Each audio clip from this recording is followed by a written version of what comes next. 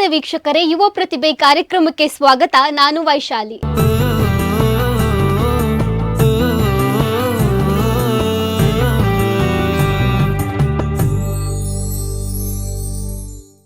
ಒಂದಲ್ಲ ಒಂದು ರೀತಿಯ ಪ್ರತಿಭೆ ಅನ್ನೋದು ಪ್ರತಿಯೊಬ್ಬರಲ್ಲೂ ಸಹಜವಾಗಿ ಇದ್ದೇ ಇರುತ್ತೆ.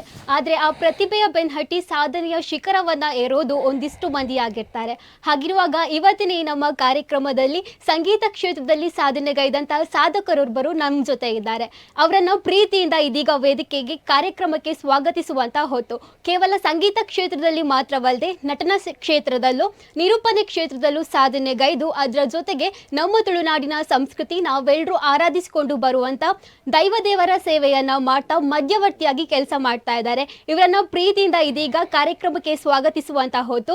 ಇವತ್ತು ನಮ್ಮ ಜೊತೆ ಕಾರ್ಯಕ್ರಮದಲ್ಲಿ ಇರುವಂತ ಅತಿಥಿ ಕಾರ್ತಿಕ್ ರೈ ಅವರು. ಸೊ ಅವರನ್ನ ಪ್ರೀತಿಯಿಂದ ಇದೀಗ ಕಾರ್ಯಕ್ರಮಕ್ಕೆ ಸ್ವಾಗತಿಸೋಣ. ಕಾರ್ತಿಕ್ ಅವರೇ ನಮಸ್ತೆ, ಕಾರ್ಯಕ್ರಮಕ್ಕೆ ಪ್ರೀತಿಯ ಸ್ವಾಗತ. ನಮಸ್ತೆ. ಹೇಗಿದ್ದೀರಿ? ತುಂಬಾ ಚೆನ್ನಾಗಿದ್ದೇನೆ, ನೀವು ಹೇಗಿದ್ದೀರಾ? ನಾನು ಸಹ ಚೆನ್ನಾಗಿದ್ದೇನೆ. ತಮ್ಮ ಇವತ್ತಿನ ಈ ಕಾರ್ಯಕ್ರಮದಲ್ಲಿ ತಮ್ಮ ಕಲಾ ಪಯಣದ ಬಗ್ಗೆ ನಮ್ಮ ವೀಕ್ಷಕರಿಗೆ ತಿಳಿಸಬೇಕಾಗಿ ತಮ್ಮಲ್ಲಿ ಕೇಳ್ಕೊಳ್ತಾ, ಮೊದಲನೇದಾಗಿ ತಾವು ಹಲವಾರು ಕ್ಷೇತ್ರದಲ್ಲಿ ಸಾಧನೆಯನ್ನ ಮಾಡಿದ್ದೀರಿ. ಸೊ ಈ ನಿಮ್ಮ ಸಾಧನೆಗೆ ಪ್ರೇರಣೆ ಏನು? ಪ್ರೇರಣೆ ಅಂತ ಫಸ್ಟಾಗಿ ಹೇಳಬೇಕಂತಾದರೆ ನನ್ನ ತಂದೆ ತಾಯಿಯ ಆಶೀರ್ವಾದ ಹಾಗೂ ನಾವು ಆರಾಧನೆ ಮಾಡುವಂಥ ನಮ್ಮ ದೇವದೇವರುಗಳು. ಹಾಗಾಗಿ ನನ್ನ ಜೊತೆ ಇದ್ದಂತಹ ನನ್ನ ಒಂದು ಅಣ್ಣನಿಂದ ನಾನು ವಿ ಜೆ ದೇವ್ ಅವರ ಹೆಸರು ಈ ಹೊತ್ತಿನಲ್ಲಿ ಹೇಳಲಿಕ್ಕೆ ಇಷ್ಟಪಡ್ತಾ ಇದ್ದೇನೆ. ವಿ ಜೆ ದೇವ್ ಅಂತ ಅವರು ಕೂಡ ಒಂದು ಖ್ಯಾತ ನಿರೂಪಕರಾಗಿ ಇಡೀ ಮಂಗಳೂರಲ್ಲಿ ಹೆಸರಾಂತರವಾದವರು. ಹಾಗಾಗಿ ಅವರ ತಂಡದಿಂದ, ಹ್ಯಾಪಿ ಇವೆಂಟ್ಸ್ ಎಂಬ ತಂಡದಿಂದ ಅವರ ಕಾರ್ಯಕ್ರಮಕ್ಕೆ ಹೋಗ್ತಾ ಹೋಗ್ತಾ ನಾನು ಕೂಡ ಒಂದು ಎರಡೆರಡು ಹಾಡು ಹಾಡ್ತಾ ಇದ್ದೆ ಆ ಹೊತ್ತಿನಲ್ಲಿ. ಹಾಗೆ ಹಾಡ್ತಾ ಹಾಡ್ತಾ ಈಗ ಒಂದು ಗಾಯಕನಾಗಿ ಬೆಳೆದಿದ್ದೇನೆ. ಓಕೆ, ಇದರ ಬಗ್ಗೆ ಇನ್ನಷ್ಟು ಮಾತಾಡುವ ನಿಮ್ಮ ಈ ಒಂದು ಕಲಾ ಪಯಣದ ಬಗ್ಗೆ. ಅದಕ್ಕೂ ಮುಂಚೆ ತಮ್ಮ ಬಾಲ್ಯಾವಸ್ಥೆ ಬಗ್ಗೆ ಹೇಳಬೇಕಾದ್ರೆ ತಮ್ಮ ತಂದೆ ತಾಯಿ ತಾವು ಹುಟ್ಟಿದಂಥ ಪರಿಸರ ಹೇಗಿತ್ತು? ನನ್ನ ತಾಯಿ ಮೂಲತಃ ಸುಳ್ಯದವರು, ನನ್ನ ತಂದೆ ಮೂಲತಃ ಬಂಟ್ವಾಳದವರು. ಹಾಗೂ ನಾನು ಹುಟ್ಟಿದಂತಹ ಜಾಗ ಎಲ್ಲಿ ಅಂತ ಹೇಳಿದರೆ ಬೆಂಗಳೂರಲ್ಲಿ ನನ್ನ ಚಿಕ್ಕಮ್ಮನ ಮನೆಯಲ್ಲಿ, ಅಂದರೆ ನನ್ನ ತಾಯಿ ಆ ಹೊತ್ತಿನಲ್ಲಿ ಅಲ್ಲಿದ್ದರು. ಸೊ ನಾನು ಹುಟ್ಟಿದಂಥ ಊರು ಬೆಂಗಳೂರು. ಹಾಗೂ ನಾನು ವಾಸ ಮಾಡ್ತಿದ್ದೆ, ನನ್ನ ತಂದೆ ತಾಯಿ ವಾಸ ಮಾಡ್ತಿದ್ದಂಥ ಊರು ಮೂಲತಃ ಮಂಗಳೂರಲ್ಲಿ ವಾಸ ಮಾಡ್ತಾಯಿದ್ರು. ತಾಯಿ ಹೌಸ್ ವೈಫ್, ಕೆಲಸಕ್ಕೆ ಏನು ಹೋಗ್ತಿಲ್ಲ. ಹಾಗೆ ತಂದೆ ಮೇನ್ ಕುಕ್ಕಾಗಿ ವರ್ಕ್ ಮಾಡ್ತಿದ್ದಾರೆ ಹೋಟೆಲಲ್ಲಿ. ತಾವು ಕಲಿತಂಥ ಶಾಲೆ? ನಾನು 1ರಿಂದ 5ನೇ ತರಗತಿ ತನಕ ನಾನು ಶ್ರೀರಾಮಾಶ್ರಮ ಕೊಂಚಾಡಿ ಶಾಲೆಯಲ್ಲಿ ಕಲ್ತಿದ್ದೇನೆ. ಹಾಗೂ ನನ್ನ 5ನೇ ತರಗತಿಯಿಂದ 9ನೇ ತರಗತಿ ತನಕ ಪದುವ ಹೈಸ್ಕೂಲಲ್ಲಿ ಕಲ್ತಿದ್ದೇನೆ. ಹಾಗೂ ನನ್ನ PU ಹಾಗೂ ಡಿಗ್ರಿಯನ್ನು ನಾನು ನನ್ನ MGC ಶಾಲೆಯಲ್ಲಿ ಪೂರ್ತಿ ಮಾಡಿದ್ದೇನೆ. ಹೇಗಿದ್ರಿ ಚಿಕ್ಕ ವಯಸ್ಸಲ್ಲಿ? ಚಿಕ್ಕ ವಯಸ್ಸಲ್ಲಿ ಹೇಗೆ ಅಂತ ಹೇಳಿದರೆ, ನಾನು ಈ ಒಂದು ಸ್ಥಾನಕ್ಕೆ ಬರ್ತೇನೆ ಅಂತ ಹೇಳಿ ನಾನು ತಿಳ್ಕೊಂಡಿರಲಿಲ್ಲ. ಯಾಕಂತ ಹೇಳಿದರೆ ಇರಲಿಲ್ಲ. ಯಾಕಂತ ಹೇಳಿದರೆ ಒಂದು ಹೊತ್ತಿನಲ್ಲಿ ತುಂಟಾಟ ಹಾಗೂ ಬೇಕಾದಷ್ಟು ಬೈಗುಳ ಕೂಡ ಕೇಳಿದ್ದೇವೆ.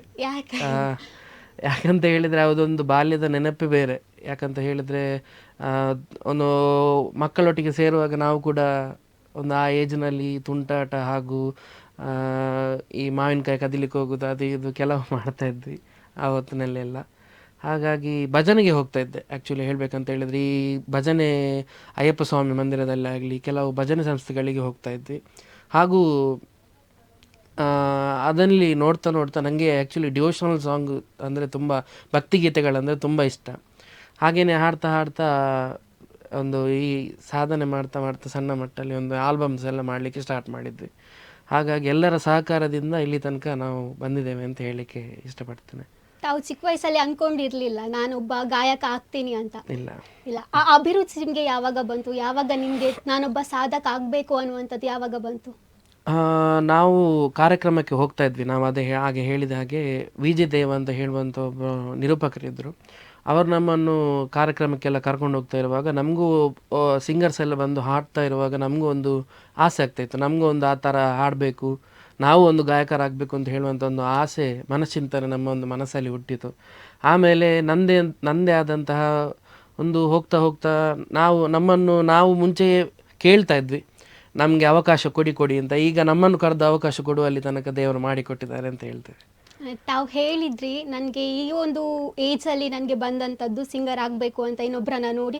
ಆ ಏಜ್ ಯಾವಾಗ ಅದು? ಒಂದು 15 ಇಯರ್ಸ್ ಅಂತ ಹೇಳ್ಬೋದು. ನಾನು ಆ 15 ವರ್ಷದ ಏಜಿನಲ್ಲಿ ಕೂಡ ನಾನು ಹೋಗ್ತಾ ಇದ್ದೆ. ಹ್ಯಾಪಿ ಮ್ಯೂಸಿಕ್ ಮೆಲೋಡೀಸ್ ಅಂತ ಹೇಳುವಂಥ ಒಂದು ತಂಡ, ಆ ತಂಡದೊಟ್ಟಿಗೆ ವಿ ಜಿ ದೇವ್ ಅಂತ ಹೇಳುವಂಥ ನಿರೂಪಕರೊಂದಿಗೆ ನಾನು ಹೋಗ್ತಾ ಇದ್ದೆ ಆ ಹೊತ್ತಿನಲ್ಲಿ. ಆಗಿಂದ ನನಗೊಂದು ಒಂದು ಗಾಯನದ ಮೇಲೆ ತುಂಬ ಒಂದು ಪ್ರೀತಿ. ತಮ್ಮ ಮೊದಲ ಸ್ಟೇಜ್ ನೆನಪಿದೆಯಾ? ಮೊದಲ ಸ್ಟೇಜ್ ನಮ್ಮ ವಾಮಂಜೂರು ಚರ್ಚಾ ಹಾಲ್ನಲ್ಲಿ ಒಂದು ಬರ್ತ್ಡೇ ಇವೆಂಟ್ನಲ್ಲಿ ನಾನು ತುಳು ಹಾಡು ಹಾಡಿದ್ದೆ.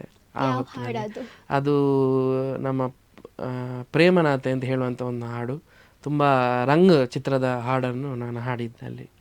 ಈಗ ಅವಕಾಶ ಅಂದಮೇಲೆ ಕೆಲವರಿಗೆ ಸಿಗುತ್ತೆ, ಸಿಗಲ್ಲ. ನಿಮ್ಮ ಪಾಲ್ಗೆ ಆ ಒಂದು ಅವಕಾಶ ನೀವಾಗೆ ಹುಡ್ಕೊಂಡು ಹೋದ್ರಾ ಅಥವಾ ಅದಾಗೆ ತಮ್ಮ ಬಳಿ ಬಂತ?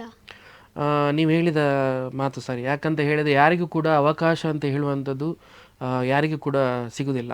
ಅಂದರೆ ಆ ಹೊತ್ತಿನ ಆ ಒಂದು ಏಜಿನಲ್ಲಿ ಯಾರಿಗೂ ಕೂಡ ಸಿಗೋದಿಲ್ಲ. ಯಾಕಂತ ಹೇಳಿದರೆ ಅವಕಾಶಗಳು ನಾವಾಗಿ ಹುಡುಕಿಕೊಂಡು ಹೋಗಬೇಕಲ್ಲದೆ ಅದಾಗಿ ನಮ್ಮನ್ನು ಹುಡ್ಕೊಂಡು ಬರೋದಿಲ್ಲ. ಹಾಗಾಗಿ ನಾವು ಒಂದು ಟೈಮಲ್ಲಿ ನಾವೇ ಹೋಗ್ತಾ ಇದ್ವಿ. ಕೆಲವು ಚಿತ್ರೀಕರಣ ಆಗುವಂಥ ಹೊತ್ತಿನಲ್ಲಿ ಆಡಿಷನ್ಸ್ ಕೂಡ ಕೊಡಲಿಕ್ಕೆ ನಾನು ತುಂಬ ಪ್ರಯತ್ನ ಪಟ್ಟಿದ್ದೇವೆ. ಹಾಗೂ ಹೋಗ್ತಾ ಇದ್ವಿ, ಯಾವುದು ಫಲಿಸ್ತಾ ಇರಲಿಲ್ಲ. ಈಗ ಒಂದು ಇತ್ತೀಚೆಗೆ ಕೆಲವರ ಒಂದು ಸಹಾಯದಿಂದ ನಾವು ಮೇಲೆ ಬಂದಿದ್ದೇವೆ ಅಂತ ಹೇಳಲಿಕ್ಕೆ ಹೆಸರು ಹೇಳಲಿಕ್ಕೆ ಹೋದರೆ ತುಂಬ ಜನ ಇದ್ದಾರೆ. ಸೊ ನಾವು ತುಂಬ ಜನರ ಸಹಾಯದಿಂದ ನಾವು ಮೇಲೆ ಬಂದಿದ್ದೇವೆ.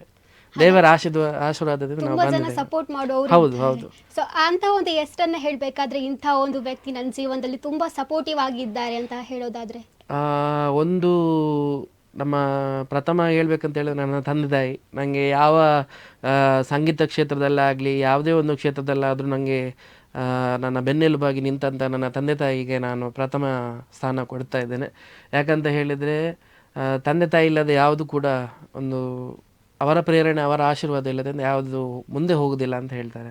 ಹಾಗೆಯೇ ಹೇಳಬೇಕಂತಾದರೆ ಮತ್ತು ವಿ ಜೆ ದೇವ್ ಅವರನ್ನು ಯಾವ ವೇದಿಕೆಯಲ್ಲಿ ಹೋದರೂ ಕೂಡ ನಾವು ಈಗಲೂ ಅಷ್ಟೇ ಯಾವುದೇ ಒಂದು ವೇದಿಕೆಗೆ ಯಾವುದೇ ಒಂದು ಕಾರ್ಯಕ್ರಮಕ್ಕೆ ಕೂಡ ಹೋದರೂ ಕೂಡ ಅವರ ಒಂದು ಹೆಸರು ನಾವು ಯಾವತ್ತಿದ್ರೂ ಮರೆಯುವುದಿಲ್ಲ. ಹಾಗೆಯೇ ಇನ್ನೂ ಹೇಳ್ಬೇಕಂತಾದರೆ ನಿತಿನ್ ಶೆಟ್ಟಿ ಅಂತ ಹೇಳ್ಬೇಕಾದ್ರೆ ನಮ್ಮ ಒಬ್ಬರು ಅಣ್ಣ ನಿತಿನ್ ಎಂಟರ್ಪ್ರೈಸಸ್ ಹೇಳುವಂಥ ಒಂದು ಸಂಸ್ಥೆಯ ಒಂದು ನಾಯಕರಾಗಿದ್ದಾರೆ. ಅವರನ್ನು ಕೂಡ ಇವತ್ತಿನಲ್ಲಿ ನಾನು ಹೇಳಲಿಕ್ಕೆ ಇಷ್ಟಪಡ್ತೇನೆ. ಹಾಗೂ ನನ್ನ ಚಿಕ್ಕಪ್ಪ ಹಾಗೂ ಚಿಕ್ಕಮ್ಮ ಇದ್ದಾರೆ. ಅವರು ಮೂಲತಃ ಬ್ಯಾಂಗ್ಳೂರಿನವರು. ಆದರೂ ಅವರು ಕೂಡ ಅಷ್ಟೇ ಯಾವುದೇ ಒಂದು ನಮ್ಮದು ಕಾರ್ಯಕ್ರಮ ಆದರೂ ಕೂಡ ಯಾವುದೇ ಒಂದು ಹಾಡಾಗೋದ್ರೂ ಕೂಡ ಅವರ ಒಂದು ಆಶೀರ್ವಾದ ಆಗೋ ಸಪೋರ್ಟ್ ಇಲ್ಲದೆ ಯಾವುದೂ ಆಗೋದಿಲ್ಲ ಅಂತ ಹೇಳಲಿಕ್ಕೆ ಇಚ್ಛೆ ಪಡ್ತೇನೆ. ನೀವು ಹೇಳಿದ್ರಿ ತಾವು ಹುಟ್ಟಿದ್ದು ಬ್ಯಾಂಗ್ಳೂರಲ್ಲಿ ಅಂತ, ಆದರೆ ತಮ್ಮ ಮಂಗಳೂರಿಗೆ ಅಂದರೆ ಮಂಗಳೂರು ಅಂದರೆ ಸಂಸ್ಕೃತಿಯ ತವರೂರು ಅಂತ ಹೇಳ್ತಾರೆ. ಹಲವಾರು ಸಂಸ್ಕೃತಿಗಳು ಈ ನಮ್ಮ ಮಂಗಳೂರಲ್ಲಿದೆ.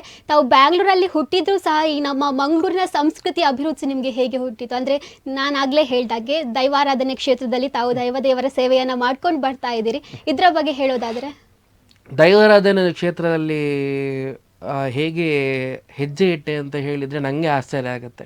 ಯಾಕಂತ ಹೇಳಿದರೆ ದೇವರು ಅಂತ ಹೇಳುವಂಥದ್ದು ಒಂದು ಸಂಸ್ಕೃತಿ, ತುಳುನಾಡಿನ ಒಂದು ಸಂಸ್ಕೃತಿ. ಆ ಒಂದು ಆಳವಾದಂತಹ ಸಂಸ್ಕೃತಿಗೆ ಇಳಿಬೇಕಂತಾದರೆ ಅದರ ಬಗ್ಗೆ ಏನಾದರೂ ಸ್ವಲ್ಪ ಆದರೂ ಗೊತ್ತಿರಬೇಕು. ಹೇಗೆ ಹೋದೆ ಅಂತಲೇ ಹೇಳಿ ನನಗೂ ಕೂಡ ಗೊತ್ತಿಲ್ಲ. ಯಾಕಂತ ಹೇಳಿದರೆ ಒಂದು ಆ ಸೆಳೆತ ಅಂತ ಹೇಳ್ಬೋದು, ಆ ದೇವರುಗಳ ಸೆಳೆತ ಅಂತ ಹೇಳ್ತಾರೆ ಕೆಲವರು. ಆ ಥರನೇ ಒಂದು ಪ್ರೇರಣೆ. ಮತ್ತು ಚಿಕ್ಕಂದಿನಿಂದಲೂ ಈ ಕೋಲ ಭೂತಾರಾಧನೆ ಇದನ್ನೆಲ್ಲ ನೋಡೋದು ಅಂತ ಹೇಳಿದರೆ ತುಂಬ ಇಷ್ಟ. ಹಾಗಾಗಿ ಪ್ರಥಮವಾಗಿ ನಾನು ಆ ಮಧ್ಯಸ್ಥಿಕೆಯ ಒಂದು ಇದರಲ್ಲಿ ಹೋಗಿದ್ದೆ. ಪ್ರಥಮವಾಗಿ ನಾನು ಮಧ್ಯಸ್ಥಿಕೆ ಮಾಡಿದಂತಹ ಒಂದು ಕೋಲದಲ್ಲಿ ಅಂದರೆ ನಮ್ಮ ಸುರತ್ಕಲ್ನಲ್ಲಿ ಆ ಕೋಲದಲ್ಲಿ ನಾನೊಂದು ನನ್ನ ರವಿ ಅಂತ ಹೇಳಿ ನಮ್ಮದು ದೈವದ ಸೇವೆ ಮಾಡುವವರಿದ್ದಾರೆ, ಅವರೊಟ್ಟಿಗೆ ನಾನು ಹೋಗಿ ನಾನು ಒಂದು ಫಸ್ಟ್ ಮಧ್ಯಸ್ಥಿಕೆ ನಾನು ನನ್ನ ಚಾಕಿರಿ ದೈವದ ಸೇವೆಯನ್ನು ಮಾಡಿದ್ದು ಅದೇ ಇದರಲ್ಲಿ ಸುರತ್ಕಲ್ನಲ್ಲಿ. ಈ ಚಾಕಿರಿಯನ್ನು ಮಾಡಬೇಕಾದ್ರೆ ಅದರ ಹಿಂದೆ ಹಲವಾರು ಹಿರಿಯರ ಒಂದು ಮಾರ್ಗದರ್ಶನ ಇದ್ದೇ ಇರುತ್ತೆ. ಸೊ ಅಂತಹ ಒಂದು ಗುರುಗಳು ಯಾರಿದ್ದಾರೆ ನಿಮ್ಮ ಈ ಒಂದು? ನನ್ನ ಗುರುಗಳು ಮೂಲತಃ ಮಂಗಳೂರಿನವರು. ನಮ್ಮ ರವಿ ಆನಂದ ಶಾಂತಿ ಗುರುಗಳು ಅಂತ ಹೇಳಿ ಅಡುಮರೊಳ್ಳಿ ಶ್ರೀ ಮಾರಿಕಾಂಬ ದೇವಸ್ಥಾನದ ಪ್ರಧಾನ ಅರ್ಚಕರು. ಹಾಗೂ ನನಗೆ ಗುರು ದೀಕ್ಷೆಯನ್ನು ಕೊಟ್ಟಂತಹ ಗುರುಗಳು ಅವರೇ, ಆನಂದ ಶಾಂತಿ ಅಂತ ಹೇಳಿ. ಸಂಗೀತ ಕ್ಷೇತ್ರದಲ್ಲಿ ಗುರುಗಳಂದರೆ ಯಾರಾದರೂ ಇದ್ದಾರಾ? ಗುರುಗಳು ಅಂತ ಹೇಳಿದರೆ ಅವರೇ ವಿ ಜಿ ದೇವ್ ಅಂತಲೇ ನಾನು ಹೇಳ್ತೇನೆ. ಬೇರೆ ಅವರೇ ಕಲಿಸಿದ್ದ ಅವರೇ ಕಲಿಸಿದ್ದು. ಆದರೆ ನಮಗೊಂದು ಪ್ರಥಮವಾಗಿ ಒಂದು ಸ್ಟೇಜ್ ಕೊಟ್ಟಂತಹ ವ್ಯಕ್ತಿ ಯಾರಂತ ಕೇಳಿದ್ರೆ, ಒಂದು ಅವಕಾಶ ಕೊಟ್ಟಂತಹ ವ್ಯಕ್ತಿ ಯಾರಂತ ಕೇಳಿದರೆ ವಿ ಜೆ ದೇವ್ ಅವರು ಅಂತಲೇ ನಾನು ಹೇಳ್ತೇನೆ. ಅದರ ಜೊತೆಗೆ ಹಲವಾರು ಆಲ್ಬಮ್ ಸಾಂಗ್ಗಳನ್ನು ನೀವು ಹಾಡಿದ್ದೀರಿ. ಅದೆಷ್ಟು ಆಲ್ಬಮ್ ಸಾಂಗ್ಗಳಿಗೆ ತಮ್ಮ ಸ್ವರ ಮಾಧುರ್ಯ ಹೊರಹೊಮ್ಮಿದೆ. ತಾವು ಆಲ್ಬಮ್ ಸಾಂಗ್ ಮಾಡಿದ್ದೀರಿ ಅಲ್ವಾ, ಸೊ ಅದರ ಒಂದು ಲಿಸ್ಟ್ ಹೇಳೋದಾದ್ರೆ?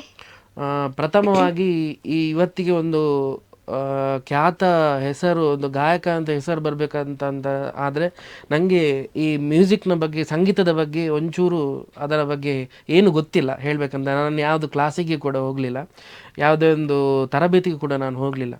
ಹಾಗಾಗಿ ಪ್ರಥಮವಾಗಿ ನನಗೊಂದು ಸುಧೀರ್ ಅಣ್ಣ ಅಂತ ನಮ್ಮದೊಬ್ಬರು ಆತ್ಮೀಯರಿದ್ದಾರೆ, ನಮ್ಮ ಅಣ್ಣ.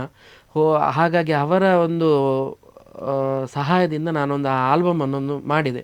ಹೀಗೆ ನಾನು ಅವ್ರ ಹತ್ರ ಮಾತಾಡಿ, ಅಣ್ಣ ಹೀಗೆ ನಾವೊಂದು ಹಾಡು ಮಾಡ್ತಾ ಇದ್ದೇವೆ, ಹಾಗಾಗಿ ನಿಮ್ಮೊಂದು ಸಹಕಾರ ಬೇಕು ಅಂತ ಹೇಳಿ ಅವರೇ ಆ ಹಾಡನ್ನು ಪ್ರೊಡ್ಯೂಸ್ ಮಾಡಿ.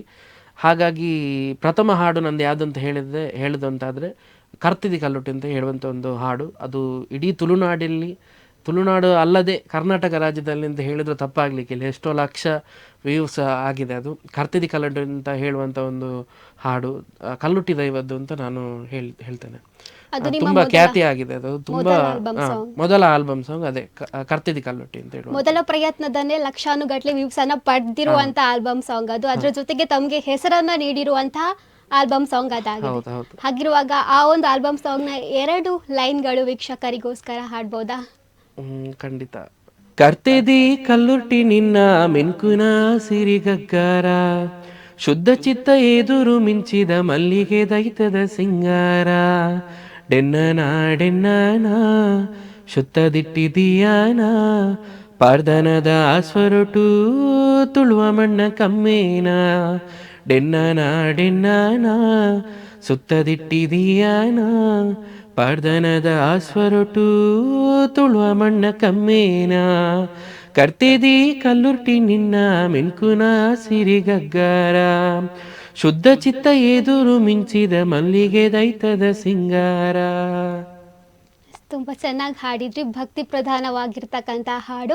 ಮೊದಲ ಸಾಂಗ್ ಇದಂತ ಹೇಳಿದ್ರಿ ಕರ್ತಿದಿ ಕಲ್ಲುಟಿ. ಆದ್ಮೇಲೆ ಯಾವ ಸಾಂಗ್ ಅನ್ನ ಬಿಡುಗಡೆ ಮಾಡಿದ್ರಿ? ಅದಾದ್ಮೇಲೆ ನಮ್ದೊಬ್ರು ಆತ್ಮೀಯರಿದ್ದಾರೆ, ಮುಖೇಶ್ ಪೂಜಾರಿ ಕುಂಜದ್ಬೈಲು ಅಂತ ಹೇಳುವಂಥವರು.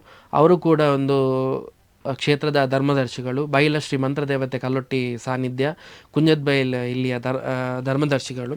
ಹಾಗಾಗಿ ಅವರೊಂದು ಪ್ರೇರಣೆಯಿಂದ ಇನ್ನೊಂದು ಆ ಕ್ಷೇತ್ರದ ಬೈಲ ಶ್ರೀ ಕ್ಷೇತ್ರ ಮಂತ್ರದೇವತೆಯ ಸಾನ್ನಿಧ್ಯ, ಆ ಸಾನ್ನಿಧ್ಯದ ಒಂದು ದೈವದ ಹಾಡನ್ನು ನಾನು ಹಾಡಿದ್ದೆ.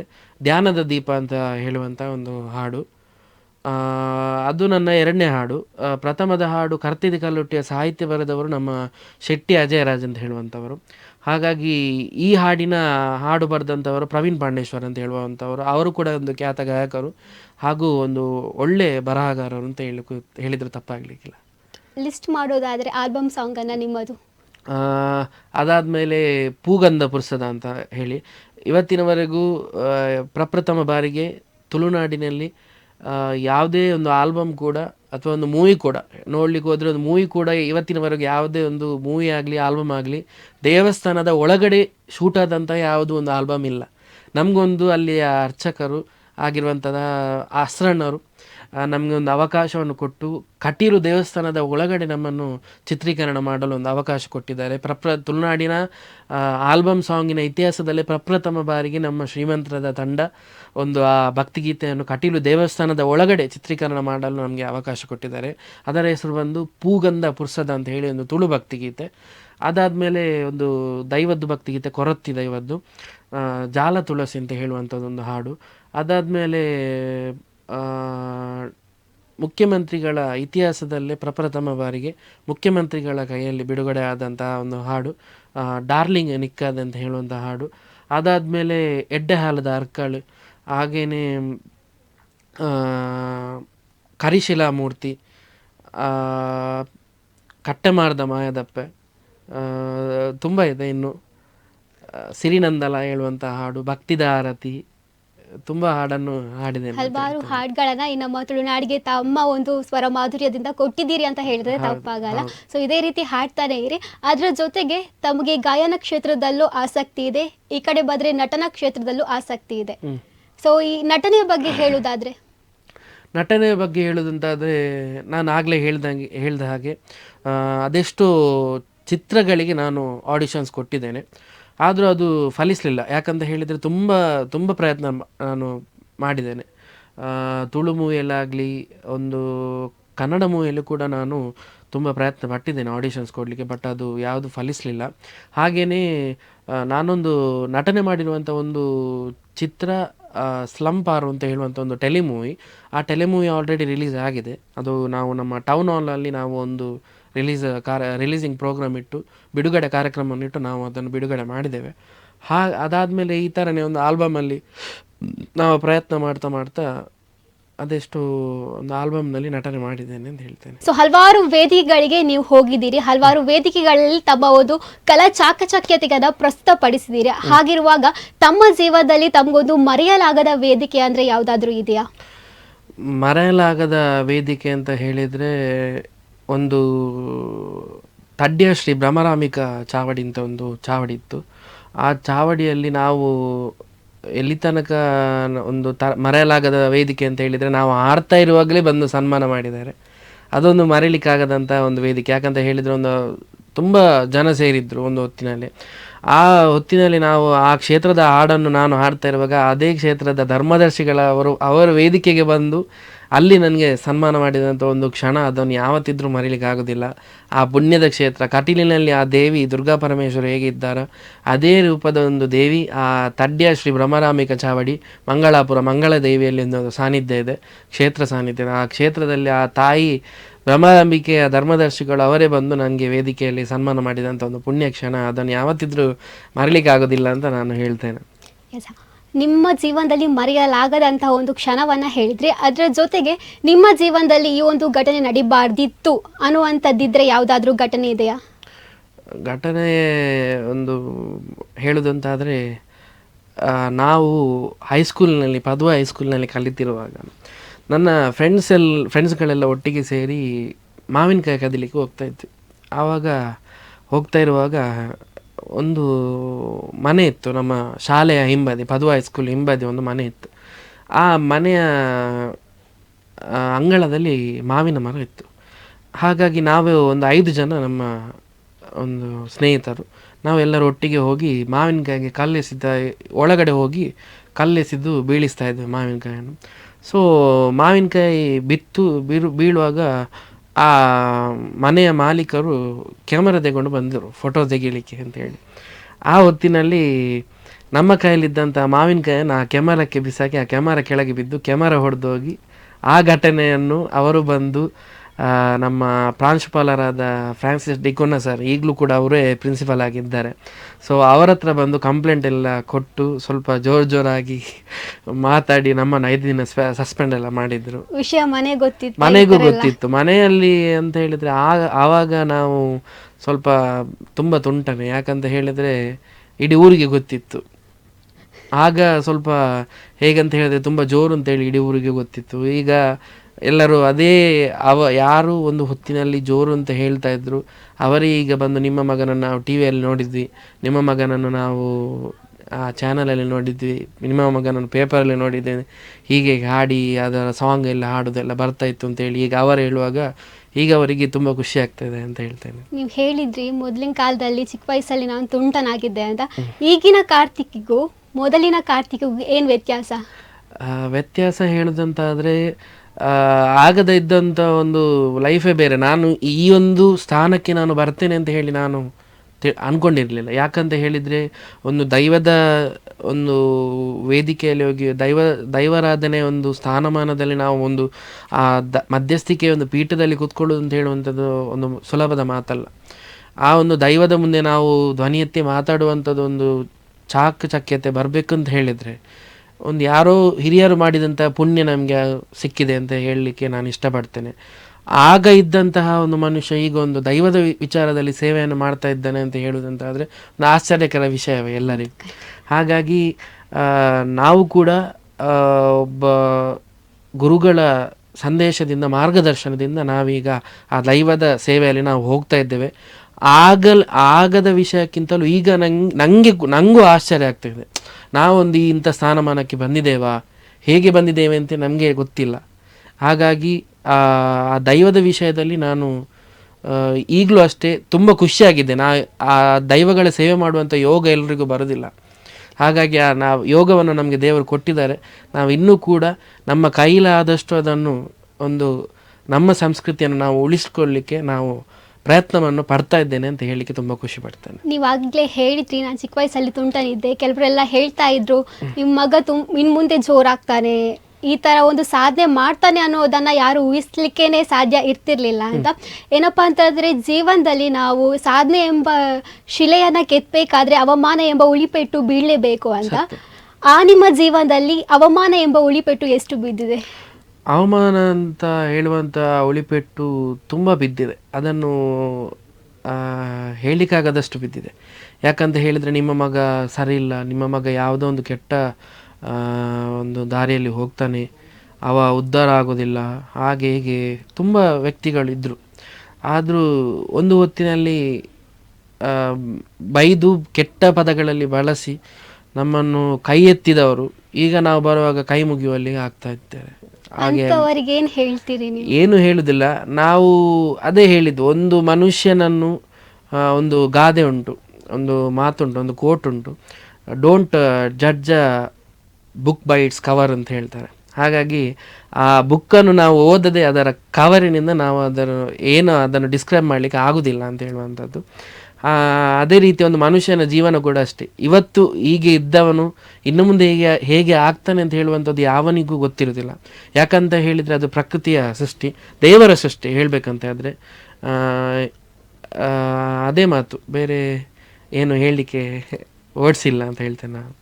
ಹೌದು, ಖಂಡಿತವಾಗಿಯೂ ನಾವೆಲ್ಲ ಅಂದ್ಕೊಂಡಿರ್ತೀವಿ, ಅಂದರೆ ಅವಮಾನಗಳು ತುಂಬ ಜನರು ಮಾಡ್ತಾರೆ. ನಾವೊಬ್ಬರು ಸಾಧನೆಯನ್ನು ಮಾಡ್ತಾ ಇದ್ದಾರೆ ಅಂದಮೇಲೆ ಅವಮಾನ ಮಾಡುವವರು ಸಹ ಅಷ್ಟೇ ಇರ್ತಾರೆ, ಕಾಳೆಳೆಯುವವರು ಸಹ ಅಷ್ಟೇ ಇರ್ತಾರೆ. ಹಾಗಿರುವಾಗ ಅವರು ಅಂದ್ಕೊಂಡಿರ್ತಾರೆ, ಇವರಿಗೆ ನಾವು ಚುಚ್ಚು ಮಾತಾಡಿದರೆ ಅವರು ಸಾಧನೆಯನ್ನು ಮಾಡಲ್ಲ, ಜೀವನದಲ್ಲಿ ಮುಂದೆ ಹೋಗಲ್ಲ ಅಂತ. ಬಟ್ ಅವ್ರಿಗೆ ಗೊತ್ತಿರಲ್ಲ, ಅವರ ಚುಚ್ಚು ಮಾತುಗಳೇ ನಮ್ಮ ಜೀವನದಲ್ಲಿ ಸಾಧನೆ ಮಾಡೋಕ್ಕೆ ಆಗುವಂತಹ ಮಾತುಗಳು, ನಿಜ ಅಲ್ವಾ? ಹಾಗಿರುವಾಗ ಇನ್ನು ಅವಮಾನ ಮಾಡುವವರನ್ನು ಬಿಟ್ಟು ಇನ್ನು ನಿಮ್ಮ ಸಪೋರ್ಟಿವ್ ಯಾರೆಲ್ಲ ಸಪೋರ್ಟ್ ಮಾಡ್ತಾ ಇದ್ದಾರೆ ಅವರ ಬಗ್ಗೆ ಹೇಳೋದಾದ್ರೆ ಏನು ಹೇಳ್ತೀರಿ? ಅವರ ಬಗ್ಗೆ ಹೇಳೋದಂತಾದರೆ, ನೀವಾಗಲೇ ಹೇಳಿದ ಹಾಗೆ ಅವಕಾಶಗಳು ಯಾರಿಗೂ ಸಿಗುವುದಿಲ್ಲ. ಹೆಚ್ಚಿನ ಅವಕಾಶಗಳನ್ನು ನಾವಾಗಿ ಹುಡುಕಿಕೊಂಡು ಹೋಗಬೇಕು ಹೊರತು ಅವಕಾಶಗಳು ನಮ್ಮನ್ನು ಹುಡುಕಿಕೊಂಡು ಬರೋದಿಲ್ಲ. ನಾನು ಅಂತಲ್ಲ, ನನ್ನ ರೀತಿ ಎಷ್ಟೋ ಜನ ತೆರೆ ಮುಂದೆ ಬರದಿದ್ದವರು ಇದ್ದಾರೆ. ಅಂಥವರಿಗೂ ಕೂಡ ನಮ್ಮ ಕೈಲಾದಷ್ಟು ನಾವು ಸಹಾಯ ಮಾಡಬೇಕು. ಯಾರಿಗೆ ಇಂತಹ ಕೆಲವು ಪ್ರತಿಭೆಗಳು ಅದು ಒಳಗೆ ಇರುತ್ತೆ, ಅದನ್ನು ಖಂಡಿತವಾಗಿಯೂ ಎಲ್ಲರೂ ಸೇರಿ ಅದಕ್ಕೊಂದು ಸಪೋರ್ಟ್ ಮಾಡಬೇಕು. ಯಾರೆಲ್ಲ ತುಂಬ ಜನ ಇದ್ದಾರೆ ನನ್ನ ಇದರಲ್ಲಿ ನನಗೆ ಸಪೋರ್ಟ್ ಮಾಡಿದಂಥವರು, ಹಾಗಾಗಿ ಯಾರನ್ನೂ ಮರಲಿಕ್ಕೆ ಆಗೋದಿಲ್ಲ. ಹಾಗಾಗಿ ನನ್ನ ಮಾವ ಮತ್ತು ನನ್ನ ಅತ್ತೆ ಕೂಡ ಇದ್ದಾರೆ, ಅವರು ಕೂಡ ಅಷ್ಟೇ ತುಂಬ ನನಗೆ ಸಪೋರ್ಟಿವ್ ಆಗಿದ್ದಾರೆ. ಅವರ ಮಗನನ್ನು ಕೂಡ ಒಂದು ನನ್ನ ತಮ್ಮ, ಅವನ ಮಗನನ್ನು ಕೂಡ ಒಂದು ಈ ಕ್ಷೇತ್ರಕ್ಕೆ ನಾನು ಸಿಂಗಿಂಗ್ ಕ್ಷೇತ್ರಕ್ಕೆ ನಾನು ಆ ಗಾಯನದ ಮೂಲಕ ಅವನನ್ನು ಕೂಡ ಒಂದು ಪರಿಚಯಿಸಿದ್ದೇನೆ. ನನ್ನ ಕೈಲಾದಷ್ಟು ನಾನು ಕೂಡ ಪ್ರಯತ್ನ ಪಡ್ತಾ ಇದ್ದೇನೆ ಎಷ್ಟೋ ಜನನನ್ನು ತೆರೆ ಮುಂದೆ ತರಲಿಕ್ಕೆ. ಹಾಗೆಯೇ ಹಾಗೆಯೇ ಅದೆಷ್ಟೋ ಮಂದಿ ತೆರೆಯ ಹಿಂದಿರುವವರು, ಕೆಲವು ಪ್ರತಿಭೆಗಳು ಇನ್ನೂ ಇದ್ದಾರೆ. ಅವರನ್ನೆಲ್ಲರನ್ನು ನಾವು ನಮ್ಮ ಕೈಲಾದಷ್ಟು ಸಪೋರ್ಟ್ ಮಾಡಬೇಕು, ಅಂಥವರನ್ನು ನಾವು ಮುಂದೆ ತರಬೇಕು ಅಂತ ಹೇಳುವಂಥ ಒಂದು ಮಾತನ್ನು ನಾನು ಎಲ್ರಿಗೂ ಹೇಳ್ತಾ ಇದ್ದೇನೆ. ನಾವು ಮಾತ್ರ ಬರುವುದಲ್ಲ, ನಮ್ಮೊಟ್ಟಿಗೆ ಇದ್ದವರು ಕೂಡ ಒಳ್ಳೆಯದಾಗಬೇಕು ಅಂತ ಹೇಳುವಂಥ ಒಂದು ಮನಶ್ಚಿಂತನೆ ಇರಬೇಕು ಅಂತ ನಾನು ಹೇಳ್ತೇನೆ. ಹಲವಾರು ಸಾಧಕರಿಗೆ, ಅಂದರೆ ಪ್ರತಿಭೆ ಇರುವಂತಹ ವ್ಯಕ್ತಿಗಳಿಗೆ ತಾವು ಅವಕಾಶವನ್ನು ಕೊಟ್ಟಿದ್ದೀರಿ. ತಮ್ಮ ಸ್ವಂತದೇ ತಂಡವನ್ನು ರಚಿಸಿ ನೀವು ಅವರಿಗೆ ಅವಕಾಶವನ್ನು ಕೊಡುವಂಥದ್ದ? ಕೊಟ್ಟಿದ್ದೇನೆ. ಅದೆಷ್ಟೋ ಒಂದು ಮದುವೆಯ ಕಾರ್ಯಕ್ರಮ ಇರ್ಬೋದು, ಬರ್ತ್ಡೇ ಫಂಕ್ಷನ್ಸ್ ಇರ್ಬೋದು, ಅದೆಷ್ಟೋ ಗಾಯಕರನ್ನು ನಾನು ಒಟ್ಟುಗೂಡಿಸಿ ಒಂದು ತಂಡ ಮಾಡಿದ್ದೇನೆ. ಒಬ್ಬರನ್ನೇ ಕರೆಯುವುದಂತಲ್ಲ, ಎಲ್ಲರೂ ಯಾರ್ಯಾರು ಗಾಯಕರು ಹೊಸ ಹೊಸ ಪರಿಚಯಗಳು ಯಾರ್ಯಾರು ಇರ್ತಾರೆ ಅಂಥವರನ್ನು ಕರೆದು ನಮ್ಮ ತಂಡದಲ್ಲಿ ನಾನು ಅವಕಾಶ ಕೊಟ್ಟಿದ್ದೇನೆ. ಹಾಗಾಗಿ ತಂಡದ ಹೆಸರನ್ನು ನಾನು ಹೇಳಬೇಕಂತಾದರೆ, ನಮ್ಮ ತಂಡ Shrimantra creations and Shrimantra events and management ಅಂತ ಹೇಳುವಂಥ ಒಂದು ತಂಡ. ಆ ತಂಡವನ್ನು ನನ್ನ ಒಂದು ಮುತುವರ್ಜಿಯಿಂದ ನಾನು ನಡೆಸ್ತಾ ಇದ್ದೇನೆ. ತಂಡದಲ್ಲಿ ಒಂದು 50-60 ಜನ ನಾವು ಮೆಂಬರ್ಸ್ ಇದ್ದೇವೆ. ಆ ತಂಡದಿಂದ ಕೆಲವು ಸಹಾಯ ಆದಷ್ಟು ಕೈಲಾದಷ್ಟು ಸಹಾಯ ಕೂಡ ನಾವು ಮಾಡಿದ್ದೇವೆ. ಹಾಗೂ ತಂಡದ ಒಂದು ವರ್ಷ ನಾವೊಂದು ಕಾರ್ಯಕ್ರಮ ಮಾಡ್ತೇವೆ ಎಲ್ಲರೂ ಒಟ್ಟಾಗಿ ಸೇರಿ. ಶ್ರೀಮಂತರ ತಂಡದಿಂದ ಒಂದು ಹಾಡನ್ನು ನಾವು ರಚಿಸಿ ಆ ಹಾಡನ್ನು ನಮ್ಮ ಮೇರಿಲ್ನ ಗೆಳೆಯರ ಬಳಗ ವೇದಿಕೆಯಲ್ಲಿ ನಾವು ಅದನ್ನು ಬಿಡುಗಡೆ ಮಾಡ್ತೇವೆ. ವರ್ಷಂಪ್ರತಿ ನಾವು ಮಾಡ್ತೇವೆ. ಈ ಬಾರಿ ಮಾತ್ರ ನಾವು ಮಾಡಲಿಲ್ಲ, ಯಾಕಂತ ಹೇಳಿದರೆ ಚುನಾವಣೆಯ ಕಾರಣ ಇದ್ದದ್ರಿಂದ ನಾವು ಮಾಡಲಿಲ್ಲ. ಎಷ್ಟು ವರ್ಷಗಳ ಕಾಲ? ಒಂದು 2 ವರ್ಷಗಳ ಕಾಲ ನಾವು ಮಾಡಿದ್ದೇವೆ. ಒಂದು ಪ್ರಥಮ ಹಾಡು ನಮ್ಮದು ಮುಖ್ಯಮಂತ್ರಿಗಳ ಕೈಯಲ್ಲಿ ಬಿಡುಗಡೆ ಆದಂತಹ ಹಾಡು ಡಾರ್ಲಿಂಗ್ ನಿಕ್ಕದ್ ಅಂತ ಹೇಳುವಂಥ ಒಂದು ಹಾಡಿಗೆ ಸಾಹಿತ್ಯವನ್ನು ಬರೆದವರು ಶೆಟ್ಟಿ ಅಜಯರಾಜ್, ಹಾಡಿರುವಂಥದ್ದು ನಾನೇ. ಅದರಲ್ಲಿ ನಾಯಕನಾಗಿ ಕೂಡ ನಾನು ಪಾತ್ರ ಮಾಡಿದ್ದೇನೆ, ಹಾಗೂ ನಾಯಕಿಯಾಗಿ ವೈಶಾಲಿ ಅಂತ ಹೇಳುವಂಥವರು ನಟನೆ ಮಾಡಿದ್ದಾರೆ. ಹಾಗಾಗಿ ಎಲ್ಲರ ಸಪೋರ್ಟ್ನಿಂದ, ಎಲ್ಲರ ಒಂದು ಆಶೀರ್ವಾದದಿಂದ ಅದನ್ನು ನಾವು ಗ್ರ್ಯಾಂಡಾಗಿ ನಾವು ಬಿಡುಗಡೆ ಮಾಡಿದ್ವಿ.